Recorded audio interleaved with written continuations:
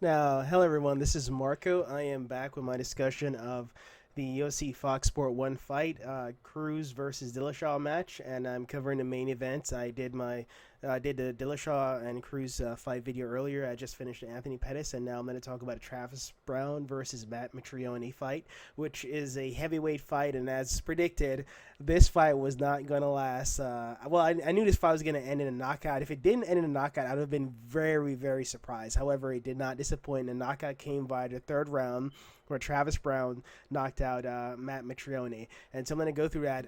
And the biggest takeaway from this fight was really the biggest annoyance of this fight was the eye pokes. So Travis Browne, if you haven't already seen the gifs or the pictures online, Travis Browne did an eye poke to Matt Mitrione that resulted in probably, they're calling it the worst eye poke in UFC history. His eye was literally like a bubble by the end of the fight when the fight was actually stopped after he got TKO'd. And it looked like it was really gruesome. It looked like he had a third eye outside of his on top of his eye. It was really gruesome. There's pictures of it later on. You'll be able to see it. But overall, the eye pokes happened in the first and the second round, and as a result, Matt Mitrione was really frustrated, and you could tell he was in a way kind of pissed off because of it. And these were accidental eye pokes. They weren't purposeful. They weren't with intent to really poke him in an eye. And Travis even apologized in the middle of the fight when they touched glove again. So it wasn't something that was deliberate, but it did happen. And I believe it did affect Matt's performance.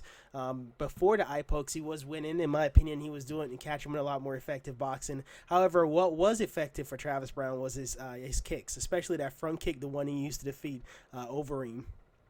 And so before the eye pokes, I was slightly giving it to Matt, and he even clipped Travis a few times, knocked him out once, but Travis was able to overcome and really bounce back, and as a result, in the third round, he was able to take him down and got full mount and ground and pound to victory.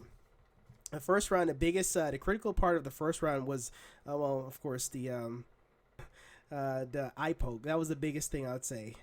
He caught him with a few punches. Travis Browne caught him with a few punches in the first round. That kind of staggered Matt a little bit, but then the eye pokes came shortly thereafter. And that was ironically the biggest critical moment for the first round for Travis was the eye pokes. The biggest in round one for Matt Mitrione was catching him with a punch that rocked him and actually staggered him. And then in the second round, the biggest critical parts for Travis in the second round was again the eye pokes, but then he also actually got a takedown on Matt, but Matt was able to get back up, and then they had to stop the fight twice in the first and the second round because of the eye pokes, and then shortly after that, Travis started to find his rhythm with the leg kicks and catch him some body kicks, and really was catching him with the front leg kick, the one that Anderson Silva used to knock out Vitor Belfort. That was the one that he was using throughout his fight, and it really just kind of softened Matt up and made him a bit more tentative with trying to strike. Because of the eye pokes, Matt became a lot more pissed off and aggressive and was really looking for knockouts. He was trying really, really hard to get a knockout, and he did knock Travis down, but couldn't really capitalize on it. And in the third round, you could tell that Matt was a little winded and frustrated. Most heavyweights are a bit winded in the third round. They're big guys. You know, they move, they have a lot of weight to carry around. So by the time the third round, you could tell they're noticeably winded. Travis was not as winded as I thought he would be, but that could just be because he was not as wasn't using as much gas tank as Matt trying to get knockouts. He's playing a lot more economically.